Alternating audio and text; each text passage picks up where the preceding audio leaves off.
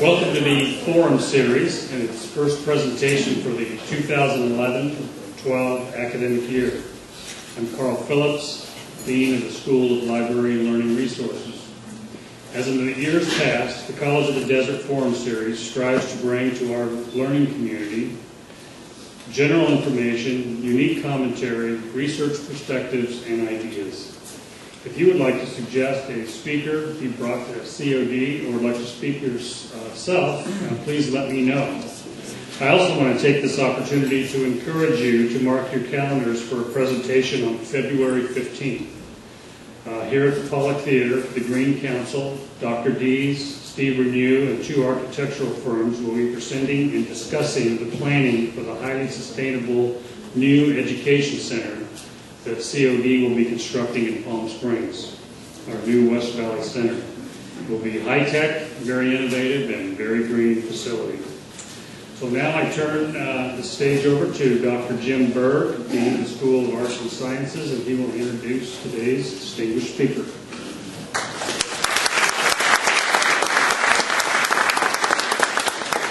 Good afternoon. Colleges and universities are often very traditional places.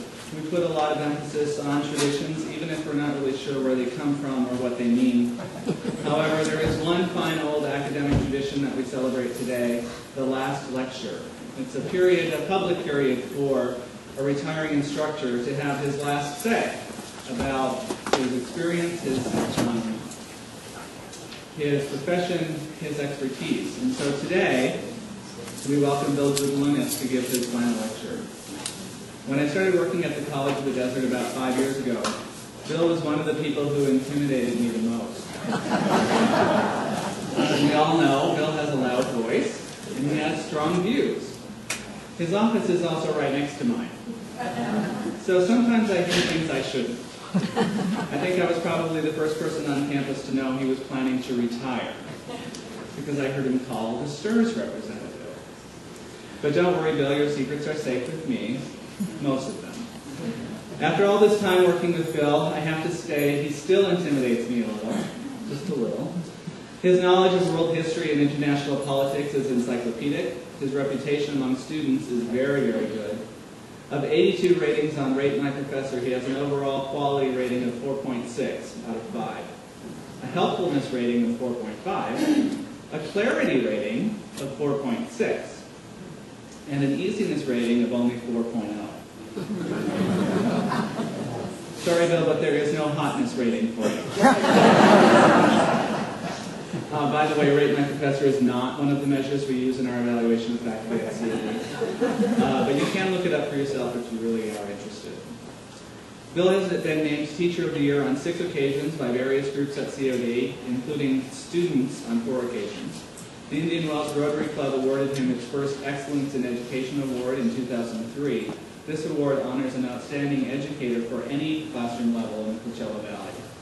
He is a frequent political commentator on channels 2 and 6, and I'm guessing they may be taking resumes for next year's election. And his public speaking events include lectures at both the Rancho Mirage and the Palm Desert Public Libraries. After Bill's talk, there will be a reception in the Hill Center, which is directly across, out the doors, and across the sidewalk from here. As one of the students said on Rate My Professor, Bill lectures without notes and knows his stuff. He's very detailed and covers everything on the exam without handing out study guides. He's very funny, and he keeps you awake. This is everything that we want from a last lecture. Ladies and gentlemen, trustees, students, faculty, and staff of College of the Desert, I give you Dr. William Gudelunas.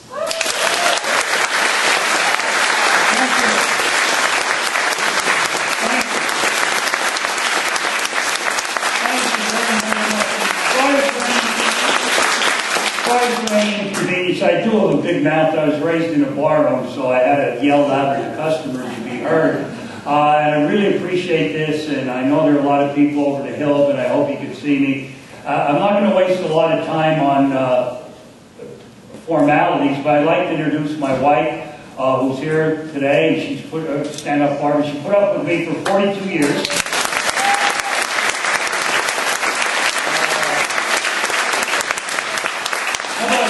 Family values. I could run as a Republican for president. I William, Bill Gudelunas, my son.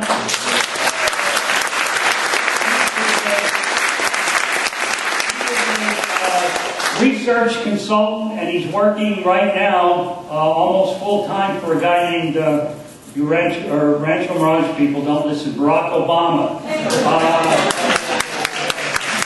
what he's really good. And I'm also very proud. He did something I always wanted to do my whole life. I wanted to be all-state in some athletic endeavor in Pennsylvania, and I never quite made it. In fact, never got close. But don't tell John Marmon that. Was he here? Yeah. All right. But anyway, Bill made all-state swimming and was just a lot of things that I never was. And that's great. That's the Novi in him coming out. Okay? It's my wife's name. Anyway, so this is going to be a little lecture, and I hope we don't take up too much time if I start going overboard. I'd like to also thank Tom Jones for a lot of help. Cheryl Houston did so much to get this ready. Thank you, Cheryl. And the administration, who I will say today I like. No, I really do. I like most of the administrators, all the administrators. The Board of Trustees? No, well. Okay, yes I do. And Mike O'Neill used to be my colleague, now he's my boss. So thank you to everybody. And if Dr. Sheehan's listening in at her new college up in Truckee, hello. And my old dissertation advisor, Bill Shade's supposed to be listening. I hope he is. All right, so having said all that, let's do the the 3 two-party systems we've had, and I'll make some bold predictions that my son gave me some insights into on 2012. If I have the time, and if I make any mistakes, it's account of him. He's actually had supper with Obama a couple of times, and but I had breakfast with John Marmon, so that makes it better. I'll laugh at that one. All right, but Marmon thinks it's true. That's the worst part of it. All right, but I won't pick on you anymore, John. All right, but why do we have a two-party system? Many people, especially now with the Green Party and the Tea Party and all this, we need new parties. We've got to get rid of Republicans and Democrats, or at least we have to have more of a choice. In reality, you know, if you vote for anybody but a Republican or Democrat, especially in a presidential or senatorial or congressional race, you're really throwing your vote away. We've never elected a third-party president, very few third-party senators, even very few third-party congressmen when you look at the whole swing of things. Well, the main reason and there's nothing in the Constitution that says we have to have a two-party system. And there's nothing in the Constitution that says we have to have political parties. In fact, the man who had more to do with writing the Constitution and getting it adopted and getting everything through on it was James Madison, who wound up becoming our 4th president. But Madison actually hoped, and many of the founding fathers, including Washington, hoped that we wouldn't develop parties, but rather than 2 or 3 parties, we'd have maybe 30 or 40 factions. And these factions would keep and if you're a conservative, you have to love this, because they felt the factions would keep an eye on each other, and if you had 30 or 20 or so factions, it would be harder to pass legislation. And sometimes people politically believe the best laws that Congress could pass are the ones that they didn't. At one time, states, for example, would only let their legislators meet for 6 months out of every 2 years.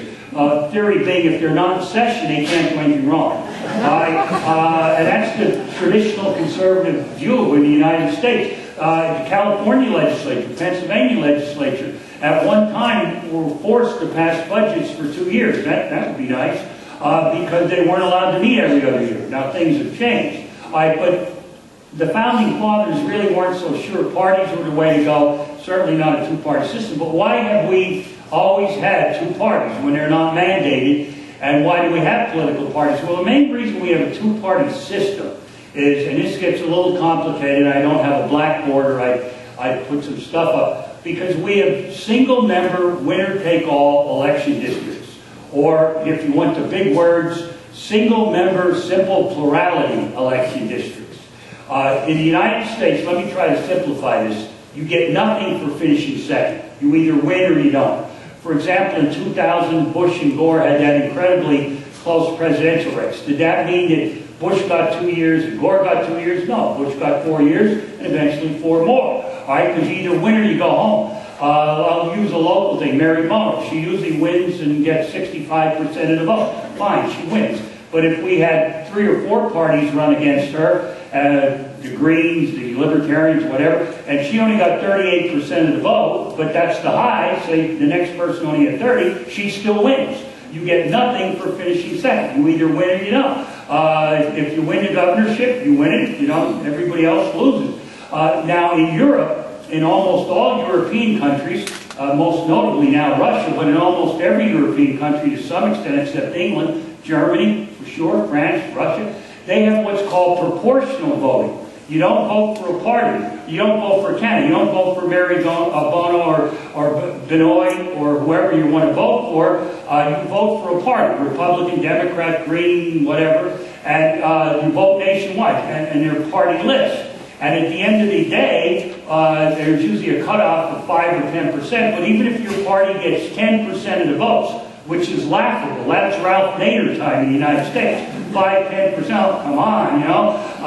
But in those countries, you get 10% of the seats in Parliament. So say Parliament had 500 seats. If you only got 10% of the vote, laughable here, you get 50 seats. And then what that tends to do, proportional voting like that, when you have even a small fraction of the small fractional party win at least some seats, it keeps the party alive. It keeps hope alive. It keeps hope alive. You don't have to necessarily win control of Congress to get congressmen there and senators, and they'd be making speeches and keeping your party alive. So people will fight harder for that party. They won't give up on it.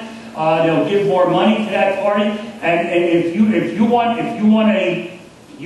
to guarantee a multi-party system, go to proportional elections. Now everybody, oh, that sounds great, but does it? That's what brought down the Weimar Republic in Germany between World War I and World War II and set up Hitler. Hitler's Nazi party never got more than about 40% of the vote. But that was the most that any party could get in a multi-party system. And then the Nazis, while they had obvious flaws, and they weren't as brilliant as people made them out to be in a lot of ways, but they knew how to manipulate that multi-party system. And Hitler wound up becoming Chancellor of Germany, basically honestly. And then he asked the German people to make him a dictator, which they did, but he was able to play the multi-party system. The elections he won, up until he really became a dictator, were probably as honest as the elections in Chicago or Desert Hot. I went 15 minutes without telling a joke about Desert Hot. I don't know why I pick on Desert Hot Street. But anyway, so we've always, if you want to guarantee a two-party system, have single-member simple plurality or single-member winner-take-all election districts. We've always had those in the United States. You either win or you don't. And that's why we've always had a two-party system. And be very careful what you wish for. If we get a multi-party system, that could create problems. For example, when Ross Perot ran for president and at one time got 19% of the votes, which was the second highest amount any third party ever got, 19%, Ross Perot said he was starting a third party to end gridlock in Washington. I admit there's gridlock in Washington, but if we have gridlock with two parties, what are we going to have with 3, 4, 5? And believe me, if you want a multi-party system to be efficient, you have to have a parliamentary system. We don't. We have a congressional system. I don't have time to get into all that, but I think a multi-party system would absolutely mess things up more in the United States than they are in Europe. I really, really, really do.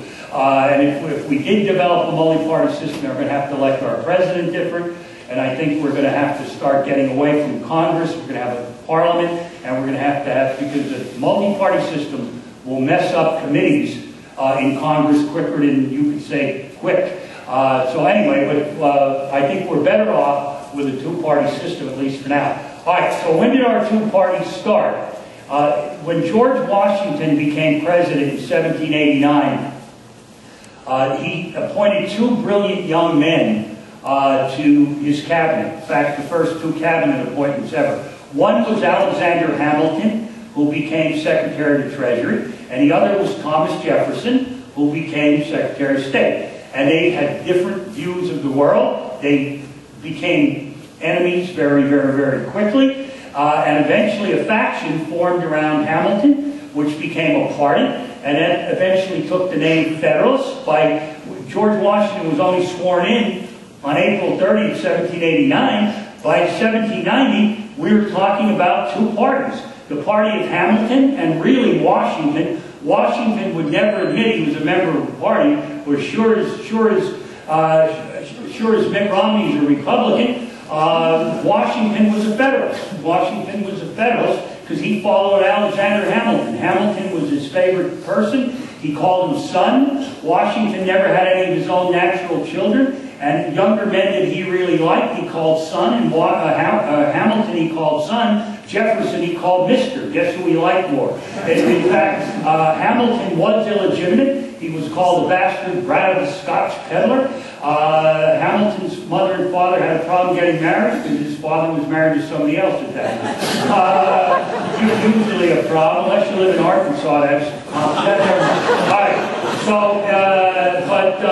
but anyway, there was even a legend that Hamilton was Washington's son, because Washington did know Hamilton's mother, but they had not come into contact with each other for 3 years prior to Hamilton's birth, so I don't think Washington could have been his father. Okay, but anyway, the Federalists were the party of Hamilton and Washington, and eventually John Adams. And Jefferson's party called itself the Democratic Republicans.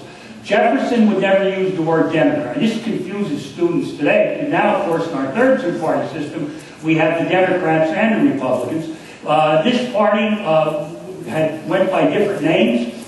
These parties did not have national committees. We had no primaries, no presidential nominating conventions. They were very loosely organized compared to our modern parties. So, in fact, in the Democratic Republicans, in some states, they just called themselves Republicans. In some states, Democratic Republicans. In some states, Jeffersonians. Jefferson would never call himself a Democrat. Never, never, never. Because he disliked Bill Clinton. Now, why would Jefferson not call himself a Democrat, only a Republican? Because Jefferson knew in his heart of hearts that a Democrat, small d, not Bill Clinton or Al Gore, a Democrat believes that everybody should have the right to vote, everybody's vote should count once, and all that. Now, Jefferson did not believe, even though he was liberal for his time, he did not believe women should vote or Indians. He certainly didn't believe slaves should vote. He owned 200. He wasn't going to have them outvote him, obviously, correct? So he really wasn't a Democrat, but a Republican, and I don't mean Mitt Romney and Kane and what's that guy's name? Newt Gingrich? Okay. I like Newt. He's a PhD in history. How about that? That's why he's so darn good looking. Okay. But a Republican, small r, means small r Republican means that you believe in a government without a king or queen. It doesn't mean you believe everybody should have the right to vote, but those people who do have the right to vote could be only white men that make $1 million a year. That's fine. But then they vote and pick representatives to run the government. But you do not believe in hereditary nobility. You don't believe the Bushes and the Kennedys and the Adamses should run the country. No royal families. All right? But you don't believe in a king or queen or emperor. And Jefferson did hate monarchs, so he was a Republican, but he truly wasn't a Democrat. So he never liked to call himself a Democratic Republican. But these parties battled it out for roughly 30 years. The Democratic Republicans always got the better of it. They were much stronger.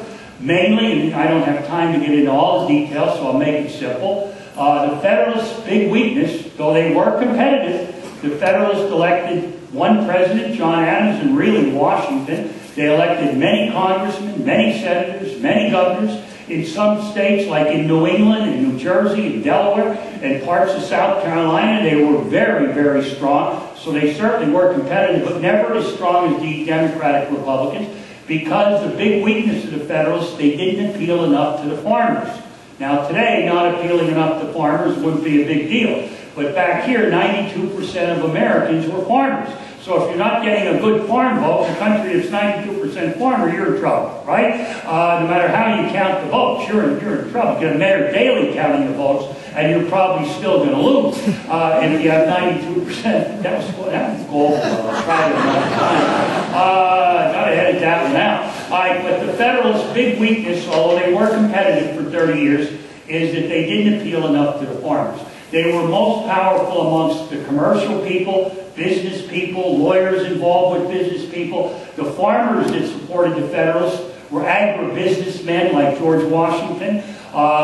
Washington always listed his occupation as farmer. Yeah, he was a farmer. All right, he had people doing the farm work for him. But other than the agribusinessmen and the commercially oriented people in the cities, of which we didn't have many, the Federalists were fairly weak. But they did compete. But by 1820, and I have a little map of this, so I'm going to come back to that. In the presidential election of 1820, the blue states, don't get scared, they're not Republicans. Some of the Democrats are getting scared. Oh, look at that, man, we got hurt. In 1820, the blue states represent the Democratic Republicans. The red states are the Federalists. There are no red states. There are none. In 1820, the Democratic Republicans carried every state. The Federalists didn't even bother running a candidate for president. And many people thought the Federalists were dead, and they basically were. And we'd never have a two-party system again. We'd only have a one-party system, and they called it the era of good feelings. And you could see, you see that little dot there? Here's how sick I am. That little dot, there was a guy named William Plummer, who was a member of the Electoral College, who was supposed to vote for James Monroe that year. Monroe carried every state, including Plummer's, but Plummer did not vote for Monroe. He voted for someone else because he didn't want Monroe elected unanimously like George Washington was. He didn't think Monroe should be put in the same category as Washington. So that was the one elector that didn't vote for James Monroe. And now we have the era of good feelings. And then for the next 10 years, we were in what was called an era of good feelings, where the Democratic Republican Party was the only party. And many people thought we'd never develop another two-party system, and we were going to have an era of good feelings, and everybody would sing Kumbaya, and we'd all live happily ever after. All right, not going to happen. What was really happening during the 1820s is that the Democratic Republican Party and what was left of the Federalists were factionalizing, and new parties were forming. And in 1824, look at this mess. In 1824, 4 guys ran for president, all claiming to be Democratic Republicans. John Quincy Adams, Andrew Jackson, a guy named William Henry Crawford. I'm sure you all remember him. Remember William Henry, right? And then Henry Clay. 4 guys ran for president. And 2 of my great political heroes were Andrew Jackson and Henry Clay. So I was kind of fascinated by this election. But you can see what a hodgepodge. Every one of the candidates carried some states, but no candidate received a majority of the electoral votes. Now Jackson ran, I don't think I have it. I do not. Jackson ran first in both the Electoral College and in the popular vote. And it's never happened since, but never happened since. If nobody receives a majority of the electoral votes, if no candidate receives, not of the popular vote, let me be careful. If no candidate receives a majority of the electoral votes, then the House of Representatives, not the whole Congress, just the House, picks the president from the top 3 electoral vote getters. That eliminated Clay. The first 3 vote getters in the Electoral College were Jackson first, Adams second, Crawford third, right? And the House was free to pick whoever they wanted. And all 4 of these guys claimed to be Democratic Republicans. And here's the irony. Henry Clay was eliminated because he ran 4th, all right? Clay, however, was Speaker of the House. So he would be very instrumental in picking one of his 3 opponents to be president. And he wound up, because he hated Jackson personally, and because politically he got along better with John Quincy Adams, who was the son of the second president. How about that? Was this an era of good feelings? John Quincy Adams was a Democratic Republican. His father was still alive, and he had been a Federalist president. And here he's watching his son run for president on the opposite party, so to speak, right? It's amazing. George Bush I, he lived to see his son become president. In fact, they're both still alive. But John Quincy Adams' dad, John, was still alive, seeing his kid run on an opposite party ticket. It'd be like Chelsea Clinton running as a Republican, right? Or one of the Bush girls running as a Democrat while daddy's still alive. All right, but anyway, Henry Clay orchestrated the choice of John Quincy Adams. The House picked John Quincy Adams, who had run second. Andrew Jackson was angry, but he probably would have accepted this, except when Adams announced his cabinet, he then picked Henry Clay as Secretary of State.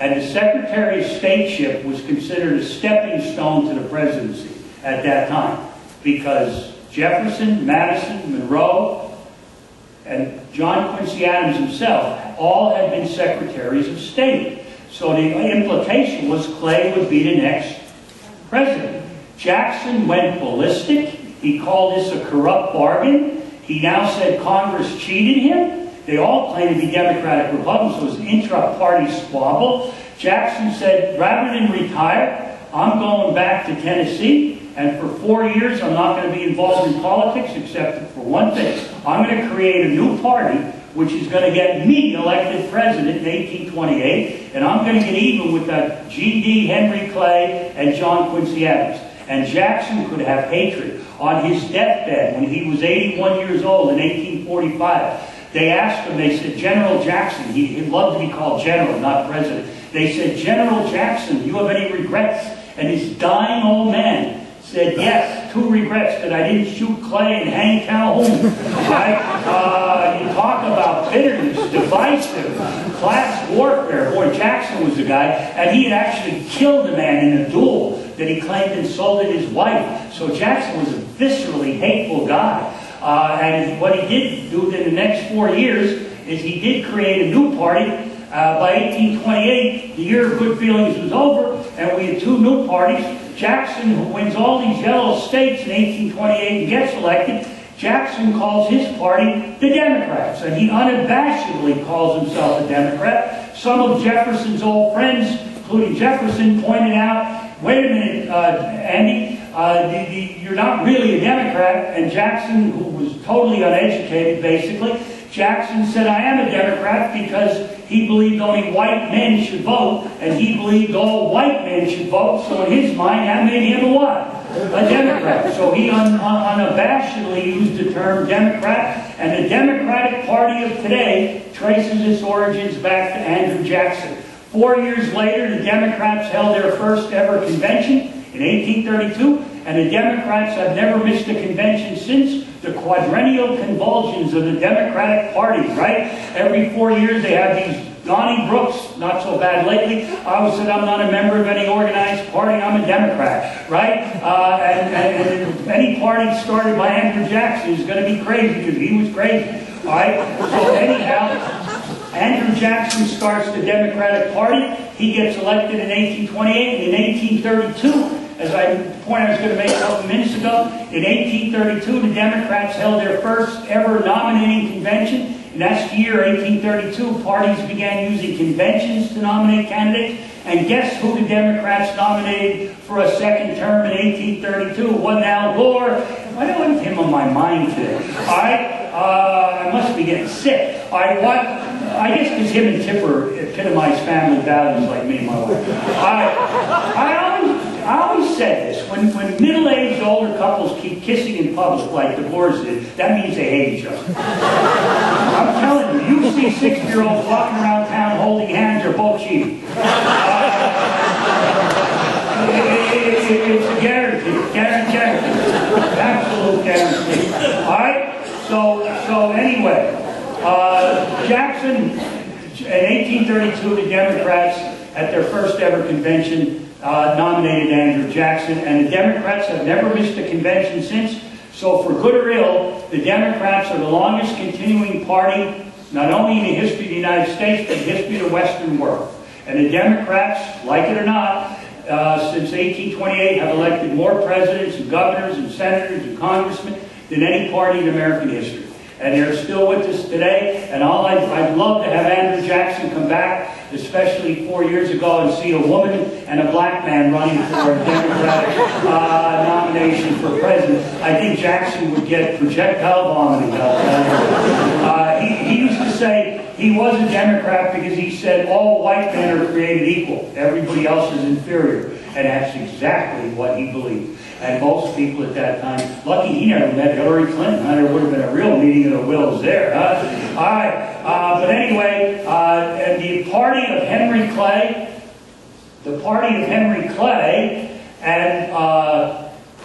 and John Quincy Adams, to oppose Jackson, they took the name, at first, National Republicans. And when Jackson beat John Quincy Adams in 1828, Adams ran as a National Republican. In 1832, Jackson got the ultimate satisfaction of his life. In 1832, when Jackson was reelected, he defeated Henry Clay. Nothing could make Jackson happier. In 1832, the second time that Henry Clay ran for president, he called himself a National Republican. And Jackson beat him. Clay would run again in 1844, lose again, and then he called himself a Whig. So Henry Clay ran for president 3 times, lost all 3 times, on 3 different party labels. He later said, "I'd rather be right than president," and somebody yelled out, "You'll never be either." But Henry Clay and Jackson are kind of my heroes. But what happened after Clay lost in 1832, there was a big third party called the Anti-Masons. A third party at that time, the first party ever to hold a convention, national convention, was called the Anti-Masons. The first significant third party in American history. Their main position was they hated the power being wielded by the Masons. But almost all politicians, including Jackson and Clay, were Masons. Most of our presidents have been Masons. All right, fine. Nothing illegal about that. But what Henry Clay suggested, very cleverly, Clay, to me, was a brilliant politician like Richard Nixon. Honest to God. If I had 2 people who rig an election for me or do something, be my campaign managers, I'd pick Nixon and Clay. They'd be the first. I'm serious. They'd be the first 2 guys I'd pick to run a campaign for me. But what Clay suggested in 1834, and he's the leader of the National Republicans, he's frustrated they can't beat Jackson. He said, if we change our name to Whigs, W-H-I-G-S, and how many times in my career you think I've had students spell that W-I-G-S? That's what Donald Trump has on his head, W-I-G-S. A Whig is a political party. Henry Clay said, if we National Republicans, and he said this publicly on the floor of the Senate, he said, if we National Republicans change our name to Whigs, we could get the Anti-Masons to join us. And the Whigs and Anti-Masons together will be almost as strong as Jackson's Democrats. So if we're going to stop the Democrats and we're going to stop people like Jackson, we got to join with the Anti-Masons and take the name Whigs. And the reason they picked the name Whigs is in England, the party that opposed the king at this time was called the Whigs, and the National Republicans and the Anti-Masons believed that Jackson was too strong a president, a dictator. They called him King Andrew. And since they opposed King Andrew, like we had opposed King George, then they ought to be the what? Whigs, which also, the name Whig itself in England, if you're wondering where the heck that came from, it came from a political faction in Ireland and a modified Whig in Scotland called the Whigamores. How about that? How many nerds know that? Me, you know. Doesn't everybody know where the Whigs got their name? Yeah, from the Whigamores in Ireland. Oh, okay. I didn't tell my football team in 9th grade that I knew that. But I did. All right, so that was the Whigs and Democrats. And if you count the National Republicans, 99% of the National Republicans became Whigs. So, if you count the National Republicans / Whigs as the same thing, from the late 1820s, let's say 1830, till the mid-1850s, the second 2-party system, which I'm so fascinated by, almost all my research, my doctoral dissertation, all this stuff, was based on the second two-party system. My big heroes were Jackson and Clay. I think Clay was the greatest politician ever to become president. I really mean that. I think had he become president, we might have been able to avoid the Civil War. But let me tell you something about Andrew Jackson. God knows he had his flaws. God knows. Andrew Jackson is the only guy that ever lived. Washington can't say this, Lincoln can't say it, Roosevelt can't say it, either the Roosevelts, Ronald Reagan can't say it. Nobody can say it. Only Andrew Jackson. I was the most important man in American political history. Why, Andrew Jackson? All right, well, because one major party, the Democrats, were created to make me president. And that party, for good or ill, became the most long-lasting party in American history. And another party, called the Whigs, was created to beat me. So Jackson had one major party created by him, or at least for him, right? And the other party, which became a very good second party, the Whigs, they were created to beat him. No other human being that ever walked in the United States could say that, except Andrew Jackson. All right, so if you really know, if you ever get to a meeting of the Organization of American Historians, and we're swingers, they're really wild. If you ever get to a convention and someone asks you who's the most important man in the American political history, the knee-jerk reaction is say Reagan or Lincoln or Teddy Roosevelt. It's Andrew Jackson. Has to be, absolutely, has to be Andrew Jackson. That's like anybody that understands American history. What's the most important event in American history? Anybody that says anything besides the Civil War doesn't know American history. That was the most important, for sure, in American history. Well, anyway, the Whigs were competitive. If I'm going too long, stop there. I want to get to me. If the Whigs were very competitive, they were more competitive than the Federalists had been. The Whigs elected 2 presidents. Unfortunately, both of them died in office. They elected William Henry Harrison, Zachary Taylor. They elected many congressmen, many senators, many governors. And you know what? I think the Whigs had a lot of better ideas than the Democrats. The Democrats, Andrew Jackson, what a flip-flop. You know when the Democrats got started? You know what they said? Jackson, it was on a masthead of a paper that supported Andrew Jackson called the Washington Globe. He was the first president to have it was his paper, not the Democratic paper. It was what? My paper, he said. Just like when MacArthur came back to the Philippines, he didn't say, we have returned. He said, what? I have returned. Jackson was about as humble as MacArthur. Okay. But anyway, on the masthead of the Washington Globe, it said, that government governs best that governs least. In essence, it was a little different. But that government governs best that governs least. The Whigs were the party that said, here's what the government could do to help the economy. Here's what the government should do to stimulate American prosperity. The Democrats said the best thing the government can do is what? Absolutely nothing. Just sit back, let the natural order, laissez-faire, let it take its turn, and that's the best thing we can do. If the government starts fooling around, it's only going to make things worse. Kind of a reversal of what the Democrats and their opponents say today. Now, where did the Whigs go away? Okay?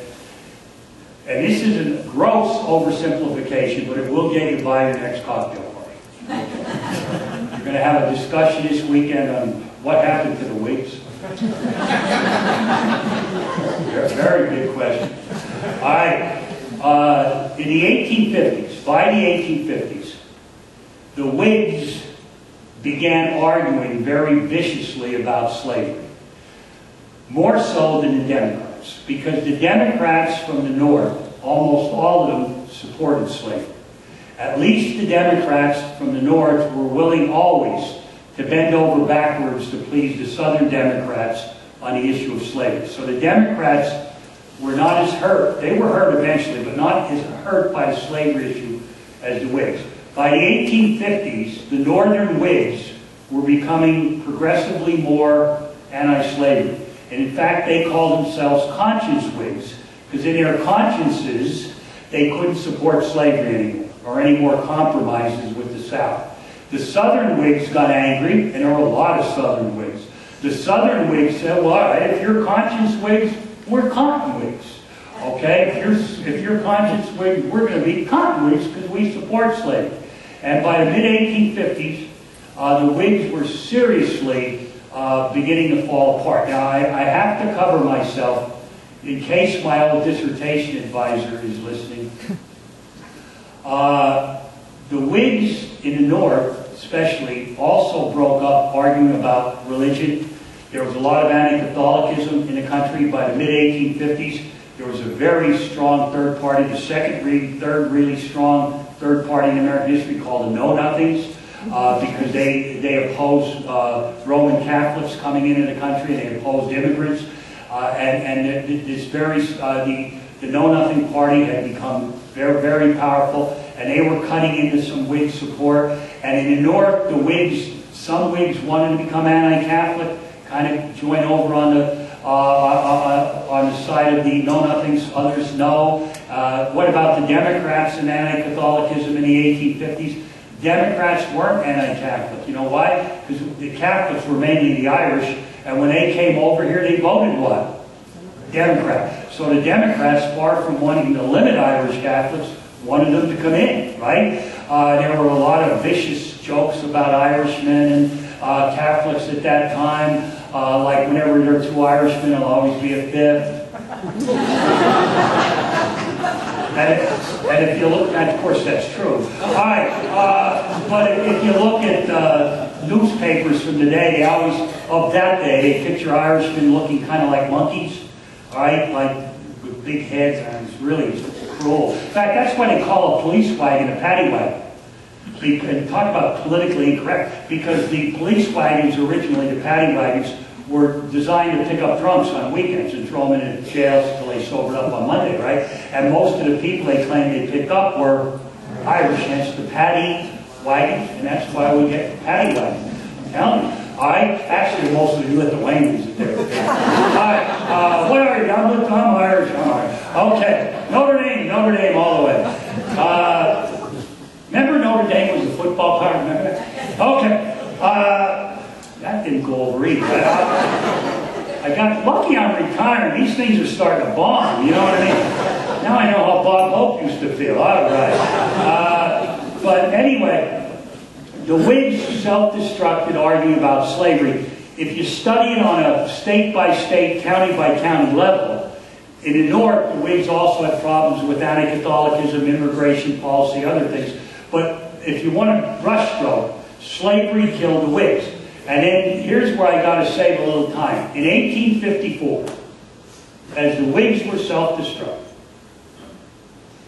there was an act passed called the Kansas-Nebraska Act, passed in May of 1854. No act did more to cause the Civil War than the Kansas-Nebraska Act. The Kansas-Nebraska Act was very complicated, but what it did is prior to the Kansas-Nebraska Act, in any territories we had in the western part of the United States, north of 36 degrees 30 minutes north latitude, that was the southern boundary of Missouri drawn west, 36.5 degrees north latitude. Because of the old Missouri Compromise way back in 1820, there had never been slavery permitted north of 3630 in any of those territories. So people who moved west would not face the competition of slave labor, which tended to drive down the white wage scale. And that was like a safety valve. Well, the Kansas-Nebraska Act repealed that 3630 thing. And it ticked off. Never was the northern part of the country and the western part of the country, never were they more intensely angry than when the Kansas-Nebraska Act repealed 3630, right? That summer of 1854, you have to put this in perspective, to protest the Kansas-Nebraska Act, which was so hated outside the South. Of course, the South liked it, because it theoretically opened up that area to slavery. But in the North and the West, meetings protesting the Kansas-Nebraska Act drew 10,000, 15,000 people. That was unheard of. Now you get 100,000 people at a football game, it's a poor crowd. But back then, before we had cars or even trains to speak of, to get 10, 15,000 people together for an event was unparalleled. Never heard of it. Well, the Kansas-Nebraska Act was so hated that they had these mass political rallies. Some of them went on for 2 days. All right? And then at one of these rallies, ironically, in Jackson, Michigan, where a town named after the founder of the Democratic Party, Jackson, Michigan, somebody gets up, I believe it was Mitt Romney, and he said, let's create a new party. Let's call ourselves the Republicans, right? And let's commit ourselves to non-extension. That we're not going to let slavery extend. We don't care. We're not going to try to get rid of slavery, but we're not going to let it extend in any new territory. So the Whigs are going bye-bye. The Democrats are selling out to the South. So let's have a new party. We'll call ourselves the Republicans. We'll commit to non-extension of slavery. That'll mean we're going to be very unpopular in the South. Who cares? We'll win everywhere else. And we're going to be a brand new party. And that was in 1854. By 1856, the Republicans carried, a year and a half later, in 1854, in April of 1854, nobody ever dreamed of the Republicans. By 1856, they were the strongest, well, they were the second strongest party in the country. They had eclipsed the Whigs. Almost all Whigs in the North and West, like Lincoln, in that short year and a half had become Republicans. The Republicans, of course, had no support in the South initially. Ironic, different now. But the Republicans had no support in the South. But in the North and the West, they caught on like a prairie fire. Almost all Whigs, like I said, Lincoln, who admired Henry Clay. Clay was now dead, but Lincoln immediately became a Whig. Henry Clay's son, one of his sons, became a Whig. Almost all Whigs in the North and West, just like that, became Republicans. The Republicans were also able to attract the know-nothings, just like the Whigs were able to attract the anti-Masons. So by 1860, the second year, the Republicans in 1856 didn't realize how strong they were. They didn't realize, so they ran a weak candidate named John C. Fremont, the pathfinder of the Mexican War. But the Republicans almost won. But in American politics, almost gets you out. Nothing. But the Republicans said, holy God, in 1856 we had a weak candidate and a weak platform, but we almost won. In 1860, if we have a better candidate, a better platform, we're going to win. And they did. In 1860, the Republicans nominated Abraham Lincoln, who was relatively unknown, but in those days that was actually a plus. And in 1860, the Republicans wrote the greatest platform in American political history, and get this, they fulfilled every promise. In 1860, I don't have a chart, I took later, I don't want to waste time, but in 1860, the Republicans in their second presidential bid, they're going to win, they promised non-extension of slavery, they promised to build a transcontinental railroad, which we did, they promised the homestead law, giving land away in the West for free or almost free, right? They promised to raise the tariff, tax on foreign goods, so American industry could compete better with foreign industry. How about that? And they also promised to give money to colleges, called land-grant colleges, if they teach agriculture and mechanical arts. So they started the land-grant colleges, they had the non-extension, the homestead bill, the transcontinental railroad, the high tariff. See, the Republicans at this time were the party that said, why doesn't the government do this to kind of stimulate things? Build a railroad, give land away in the West for free. What were the Democrats still saying? That government governs best or what? Governs least. In fact, the first homestead bill was actually passed while a Democrat called Buchanan was president, who came right before Lincoln. Buchanan vetoed the homestead law, the original one, because the Democrats hated it. But as soon as Lincoln became president, the Republicans repassed the Homestead Act, and Lincoln, of course, signed it, right? So by 1856, we have two new parties, not two new, one new. The Republicans, who are essentially, yes, in the North and West. I'm always asked this question. Essentially, yes, in the North and the West, the Republicans were a reincarnation of the Whigs, absolutely, with the know-nothings added in, right? Now, in the South, of course, initially, the Republicans were hated. So since, and here's 1860, with Lincoln winning all those red states, by 1860, Lincoln carried and the Republicans, because Lincoln was relatively unknown, the Republicans carried every free state, and even though they got hammered in the South, the Republicans were very easily able to win the presidency. And the South, at this time, ironic in light of what's going on now, but the South so hated the Republicans, they made it clear that if a Republican were ever elected president, they're going to leave the Union, secede. And so when Lincoln was elected, 11 southern states did secede. Lincoln said, no, you're not going anywhere. I'm going to use the army to stop you. The South said, well, we have our army, we're going to stop you. And that was a little unpleasantness called the Civil War. So the Kansas-Nebraska Act, in essence, creates the Republican Party. The Republican Party's first big success, electing Lincoln in 1860, that causes the Civil War. So you can see how important that Kansas-Nebraska Act. Well, I'm going to get to that in a minute. All right. So, since 1856, since the 1850s, we've had the Democrats against the what? Republicans. And that's where we still are today. Now, have the parties changed since 1860? Of course. The Democrats are now a more liberal party, pro-government. The Republicans are the more conservative, anti-government party, if you will. The Republicans are now very popular in the South. The Democrats, at least in the white South, are kind of hated, right? It's kind of a reversal. So and this reversal, of course, has taken place over the last 160 years. But when did the big moment come when the Democrats, wait a minute, when did the big turnaround come? When the Democrats became more liberal and the Republicans more conservative. I would say that was during the New Deal of the 1930s.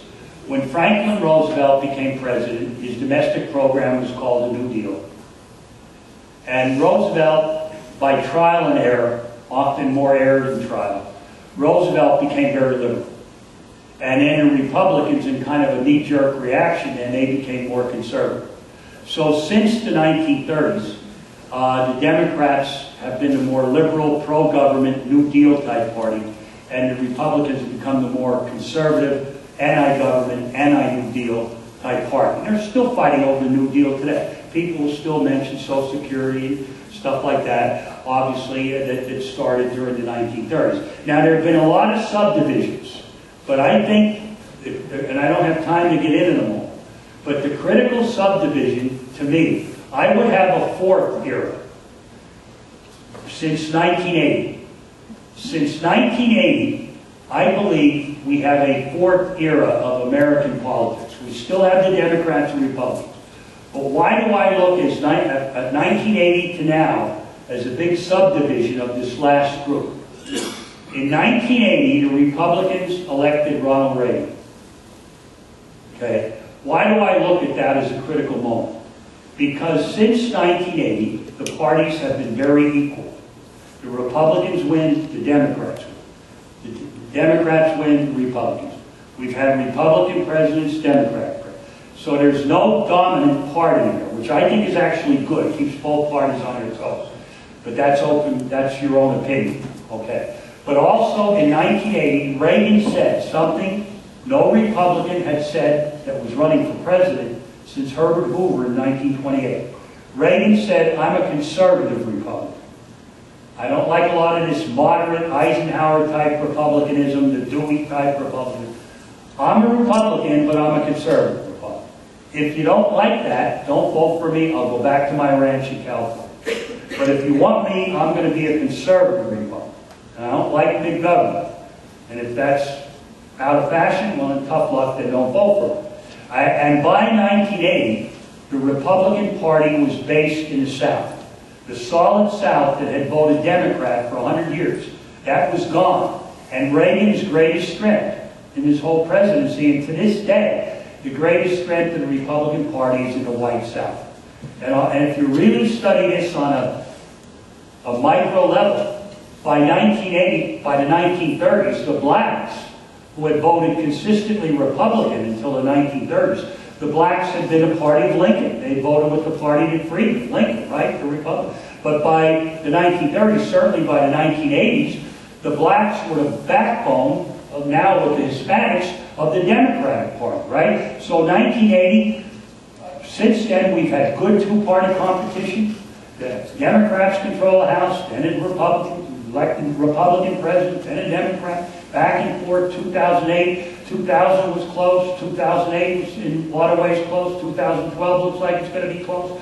That's fine, but the Republicans are now clearly conservative, That has forced the Democrats kind of in a knee-jerk reaction to become more liberal. And I think we have a clearer choice now than we have for many, many years. As a young guy growing up in the 50s, I had a heck of a time telling the difference a lot of times between Eisenhower and Stevenson or Kennedy and Nixon. I mean, if you nitpicked it, there were differences, but come on. There was a lot of similarity between the more moderate Republicans then and the more moderate Democrats. Not now. And Reagan is the point where that, I think, breaks. And Reagan clearly did have a lot of support with the minorities, but he had a lot of support in the South, which the Republicans still do. But for you Republicans, let me just get one little plug in. Reagan didn't break up the Solid South, Nixon did. How could you say Reagan when Nixon, and I argue with my Republican friends on this, in 1972, Nixon carried every southern state. In fact, he carried 49 of the 50 states. He lost, quick, what did Nixon lose in 1972? Massachusetts, right? And Reagan in 1980, well, quick, what did Reagan lose in 1984? Minnesota. They both, but Nixon had carried the entire South in 1972, and in 1968, when he ran on a platform called the Southern Strategy, he didn't hide it, right? I think he would have carried, he did carry part of the South, but Nixon would have carried, I think, the whole South if George Wallace didn't run that year, right? Remember George Wallace?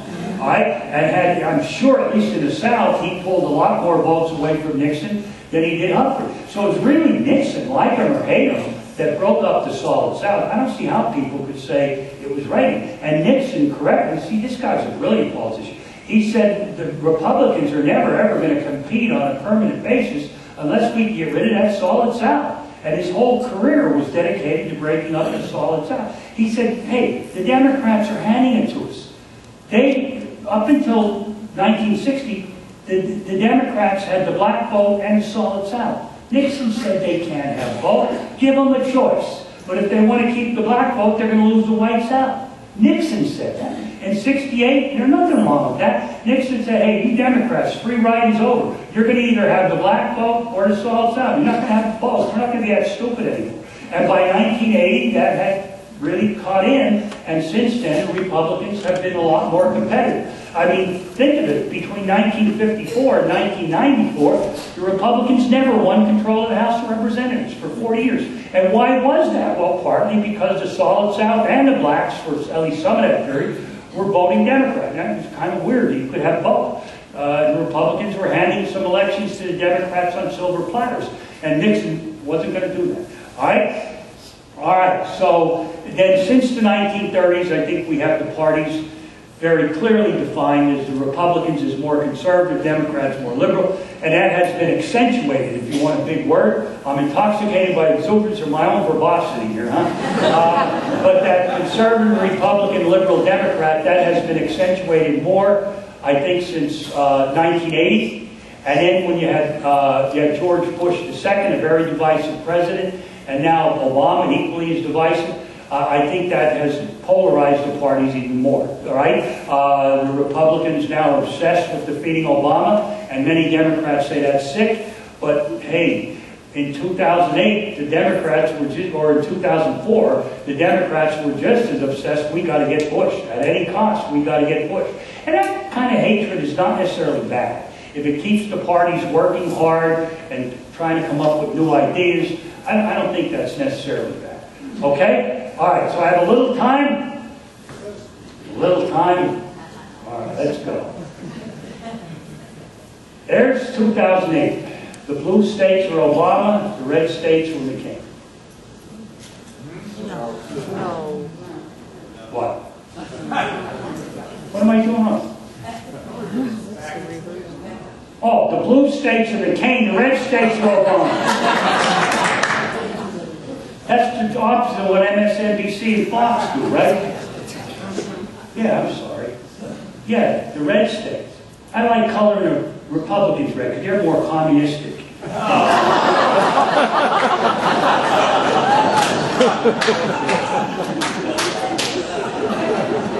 Yeah, I'm sorry.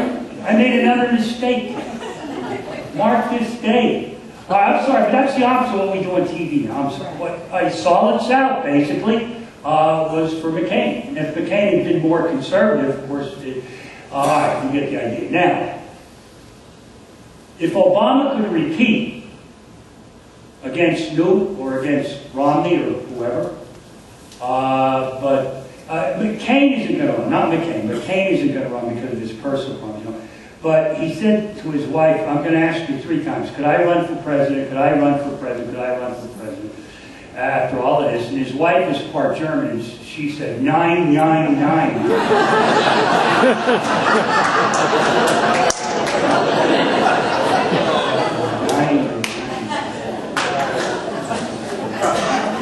Henry Clay, he derailed acting with Kane and Clinton and Kennedy. Yeah, got to bring Henry back. He laughed at all of them. They were pikers compared to him. All right, but anyhow, if Obama obviously repeats, he's going to win. But, and here we go. These are the battleground states, I think, in 2012. These are states, if you're a Democrat, unfortunately, that Obama carried, and he's in danger of not carrying this time. And if he especially loses Pennsylvania and Ohio, he's in really deep trouble. And right now, he's slightly behind in the polling in Pennsylvania and Ohio. All right? Now, that's the good news for Obama is there's still time. He's coming up a little bit in the polls. He's still running about even with Romney or Newt Gingrich in a hypothetical race. He has what's called the incumbency advantage, that people tend to vote for an incumbent if they don't really know which way to go. They'll tend to vote for the incumbent. That's obviously a plus, right? However, you can begin to look at this in 20 different ways. I think Obama's biggest break and what's saving him to this point is the Republicans. Oftentimes, and the Republicans better remember this, the Democrats were great at this over history. Often, the Republicans didn't win elections, the Democrats lost. And right now, I think that's being reversed. And the Republicans are doing their darndest to try to throw this election Obama. Right? Obviously, the Republican base doesn't like Romney. That's becoming more and more. And I'm saying this publicly. I don't think there's anything wrong with it. I think Romney has a cross to bear with that Mormon stuff. I really do. As a Kennedy fan, when I was a kid, Kennedy had to carry that Catholic cross. Anybody that tells you there's no such thing as a religious, anti-certain group vote, and the difference with Kennedy is a lot of Protestants voted against him because he was Catholic, but a lot of Catholics voted for him because he was what? Catholic. And we now think that canceled out. In fact, I don't think a Protestant Kennedy would have won. I think he would have lost. But that's for another election. But Romney, all right, so a lot of Mormons, people vote against him because he's a Mormon, all right, but the Mormons will vote for him because he's a Mormon, except there aren't that many Mormons and they all vote Republican anyway. No, I'm serious. They're the most Republican religious group in the country, and a lot of Catholics in the 1950s and 60s, in Kennedy's era, a lot of Catholics had voted for Eisenhower. They were called the Eisenhower Catholics, like the Reagan Catholics, right? So Kennedy had a lot to gain, but Romney I don't think does. And I think deep down that Mormon thing is hurting him more than the fact he's a little robotic or whatever. I really, truly do. And if Gingrich runs, obviously Obama's going to run against a guy who has a little bit of a baggage, as we say. Obviously, if Romney runs, I think it'll be a dull campaign, very dull and close. If Newt runs, it's going to be very close, but very exciting. So I'm rooting for Newt. I like dirty, mud-slinging, filthy. Now, if only we could make Kane a Democrat and nominate him. Kane, Newt, that'd be a hell of a run, huh? The mud would be slinging air, wouldn't it? I like exciting campaigns. That's why I'm kind of hoping for the Newt or what the heck. Let's bring him out of the woodwork. Okay, and maybe Newt could take Donald Trump, his buddy, as vice president. I'm sorry, you Republicans. I'm really sorry, but there's something about bowing before Donald Trump. Bow before Reagan, bow before Eisenhower, bow before Dewey or some of the great Republicans of my lifetime, Barry Goldwater. But Donald Trump? Chris Matthews. Yeah, about before him. That's true. Sheldon, tough luck. Sheldon's my token Republican friend. Okay. No, but I mean, like, come on. Right. Except he's not holding debates. All right. Got a debate for Donald Trump. Okay. I just don't like Donald Trump. So not because he's a Republican Democrat, because he's not a self-made man. His daddy gave... Trump was really brilliant. Daddy left him $60 million, and in 1 year he made it to $35 million. All right. Okay. Bad news. Obama could lose every one of these states. And there's not a state that he lost that he could probably carry. Except, my son tells me, maybe Arizona. All right? But of all the states that Obama lost, except for Arizona, and not any looks like he's going to carry. So he has to almost go by assuming he's going to lose all the states he lost. Now the trick is to carry most of them, doesn't have to carry all of them. But if he loses Pennsylvania and or Ohio, he's in big trouble. If he loses either Pennsylvania or Ohio, he's probably in equally as big trouble. Right? And he's, Pennsylvania, from whence I come, I know is weak for him, because that's a state that, while it did vote for Obama in 2000, and I'm being fair here, Sheldon, that did vote for Obama in 2008 in the primary. Pennsylvania voted heavily for Hillary Clinton, very heavily for Hillary Clinton. A lot of blue dog Democrats kind of in Pennsylvania. All right, but I don't know. There's one thing that I think stands out about Obama. The Democrats, can he rally the Democratic base like he obviously did in 2008? Can he get the Democrats out to vote? Can he get the young people? Can he get the blacks out to vote in unprecedented percentages? The Hispanics, can he do that? Well, the good news in Obama's camp is yes, because while, and I'm one of these people. Am I disappointed in Obama? In fact, severely disappointed. I can't be any more honest. But do I dislike him? No. All right, so he's not disliked really by anybody in the Democratic Party. Disappointment? Sure. All right, but after 4 years, who's not going to make some people disappointed? So Obama still has it within his grasp to re-energize the Democratic Party. Now, based on the elections of 2010, the Democrats who got their heads handed to them in 2010, the mid-years, the Democrats were talking about a nuclear option, nominating Hillary Clinton. Or, they always say this, get Biden to step down, even though I think he's been a fairly good vice president. Get Biden to step down.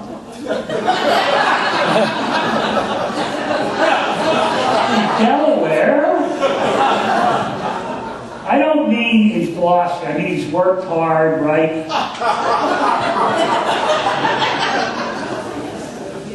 And he's the main reason nobody wants to shoot Obama. They don't want him to vice president. All right. Life insurance policy, huh? Now you got me excited here. I forgot what I was going to say. What? Oh, the nuclear option was have Biden step down and have Hillary run for vice president. I don't want that one either. Okay, I'll scare you, Rancho Mirage. How about Nancy Pelosi? All right. That always evokes some laughter. All right. How about a Pelosi Sharpton ticket? That might be. All right. A lot of people heading for Canada. All right. All right. Obama's not disliked.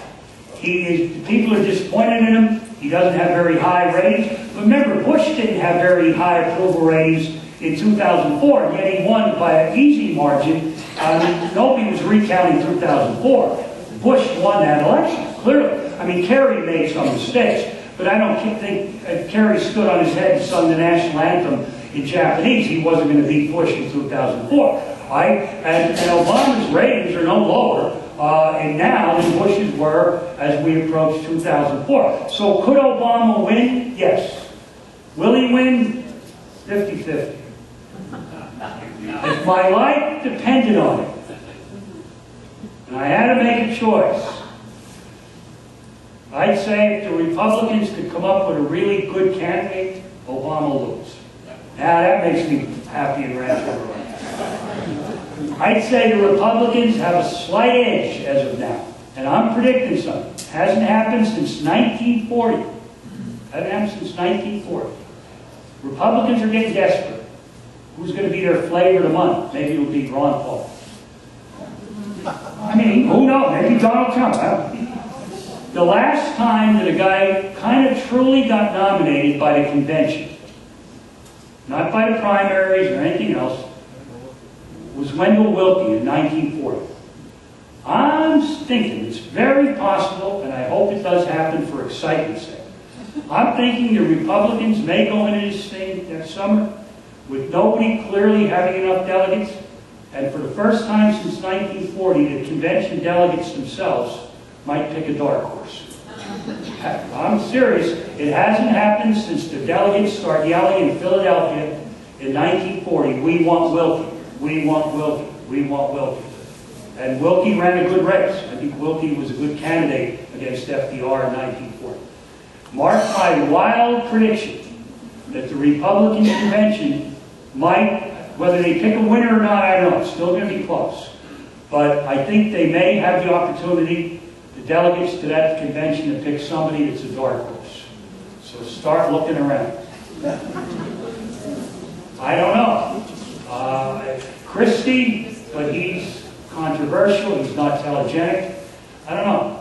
You tell me, Rancho Mirage Republicans. Come on, give me a... If you were at that convention and everybody falls apart, you're free to pick anybody you want. Do you like Huntsman? Huh? Do you like Huntsman? Do I like Huntsman? Yes. Of all the Republicans, I could live with him. Absolutely. I like Huntsman. But he has the same baggage as Romney. He's a Mormon, and he doesn't have name recognition. Yeah? All right, Jeb Bush, there's one. All right, Jeb Bush. His father's a plus, his brother's not, maybe, but, yeah, all right. I never thought of that. There you go. If I were a Republican and I really wanted to beat Obama, yeah, I think so. All right, Jeb Bush. Absolutely. And run with a woman. There's what's her name? No. She's good looking, but that's not going to carry it. Who's that Sheldon name? The Republican woman from, she's from New England. Elizabeth Warren. Yeah, she's all right. I heard she's moving to Rancho Mirage. You have any room for her? All right. She's a Democrat. You're corping me. No, she's conservative enough. I forget. But who? I don't know. All right, but we'll bring her out of the woodwork. The last time I remember anything like this happening, in 1956, when I was just a kid, first convention I remember watching, and Adlai Stevenson was the Democratic nominee, but for the second time. But he didn't pick a vice president. He threw it to the convention, threw it open, right? And that's when Kennedy battled Estes Kefauver and Al Gore's father for the vice presidential nomination. But Stevenson threw it to the convention. I'm not going to make a recommendation. Why am I harping on that? Because that was the highest rating that convention got.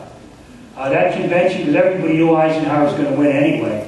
That convention was getting very low ratings. People were, come on.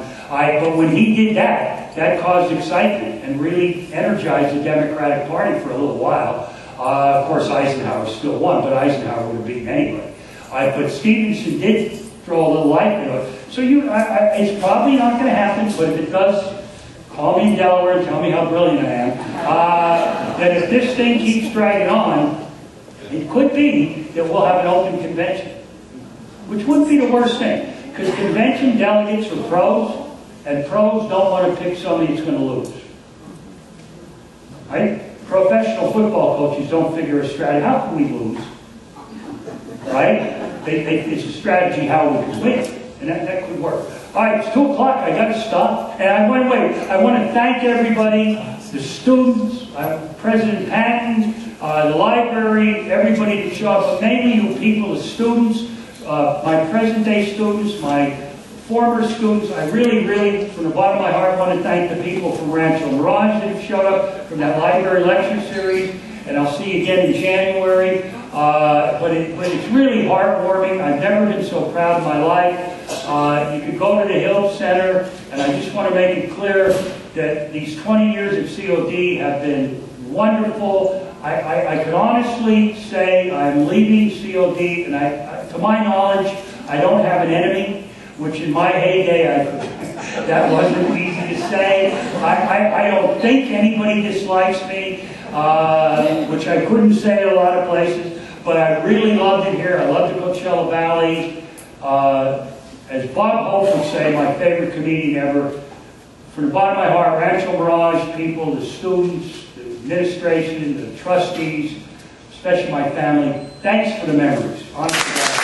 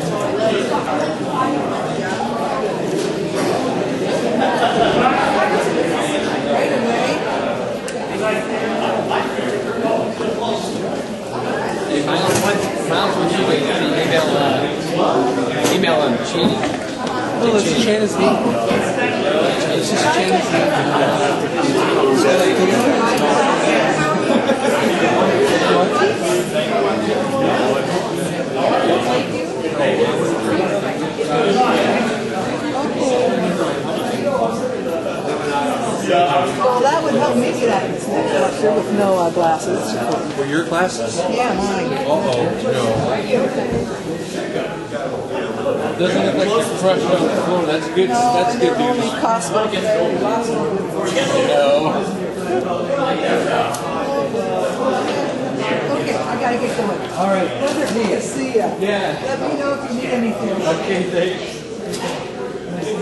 Sometimes it was beginning to fade away. So in the previous wars, there was something grow. Gift out of the prisoners, but in war, even if you didn't change the prisoners directly, parole can be let go.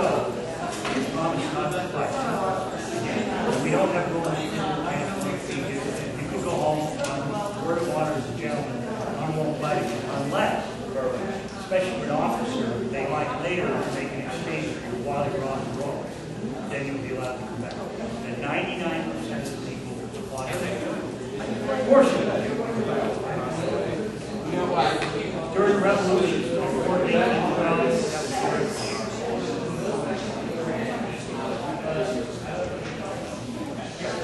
well, he was changed while on parole. That's thank you, Mary. Thanks for driving. Okay. Oh, thank you, guys. I appreciate it.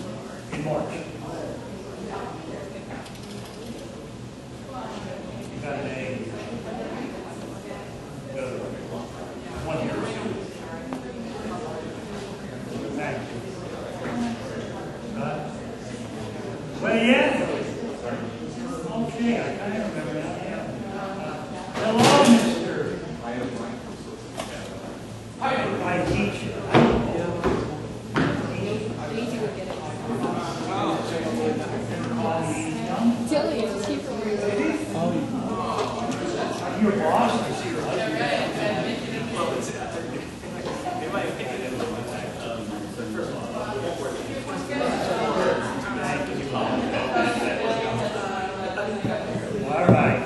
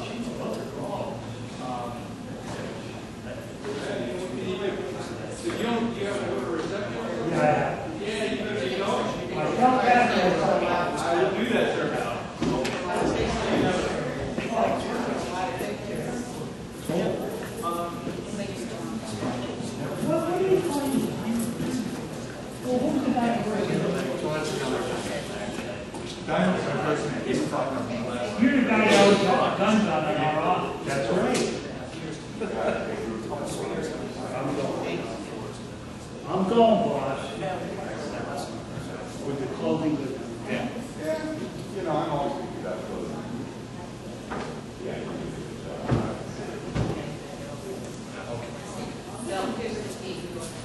Yes. It's not the Where's the event? Right past the way. No, it's okay. I'll talk to you there as well. I just have to request something else.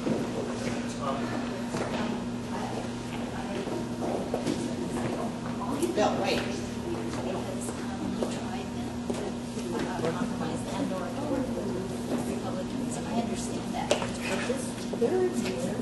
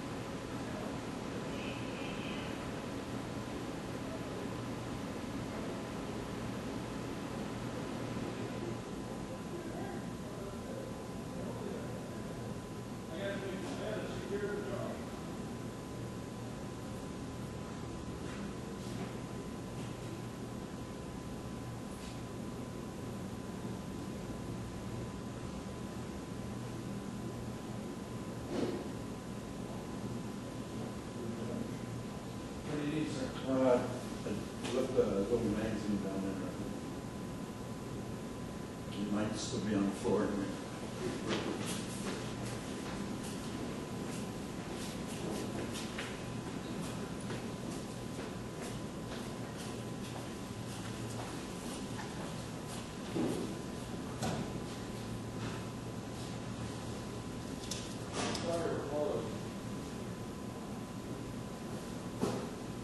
We'll have a nice and successful shindig. Yes.